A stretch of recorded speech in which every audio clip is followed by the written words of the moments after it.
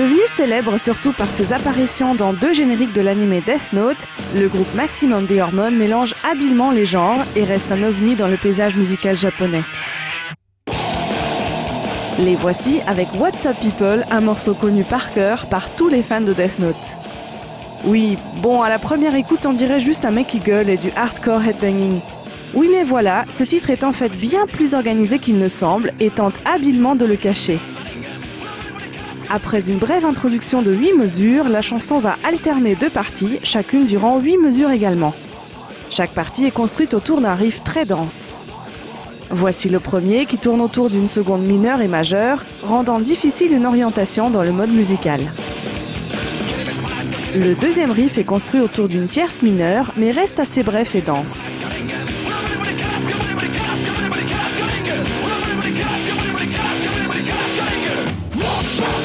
Ces 2 riffs sont le cœur de la chanson.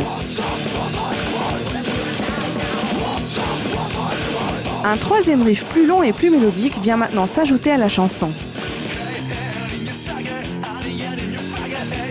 Il est construit sur une gamme de blues et dure 2 fois 8 mesures.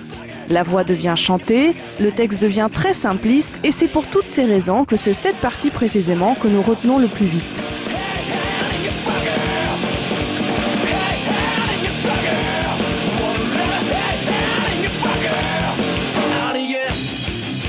Après une brève transition de 8 mesures, nous repartons dans nos 2 premiers riffs qui vont s'alterner encore, puis laisser la place au troisième riff comme c'était le cas précédemment.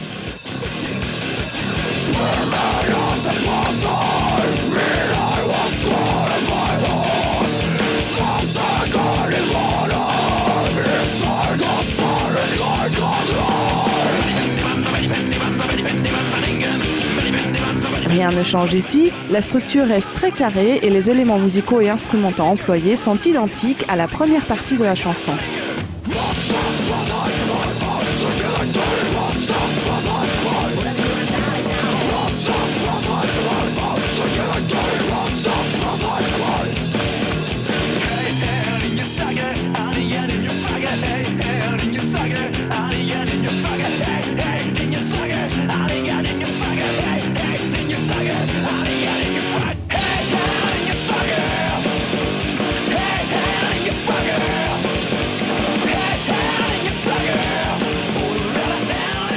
Une deuxième transition de 8 mesures introduit ensuite le 4e riff de la chanson.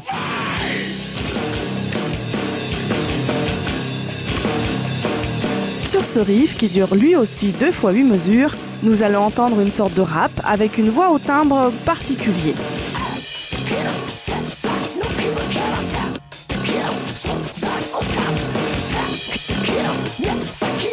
Auriez-vous cru qu'une chanson comme What's Up People est une structure aussi carrée et organisée ? En fait, c'est le cas pour beaucoup de chansons hard rock et metal, car la désorganisation musicale apparente doit reposer sur une structure très claire pour qu'on ne se retrouve pas entièrement déboussolé. C'est ici un très bel exemple comment la structure organisée passe inaperçue, mais nous guide néanmoins dans cette chanson.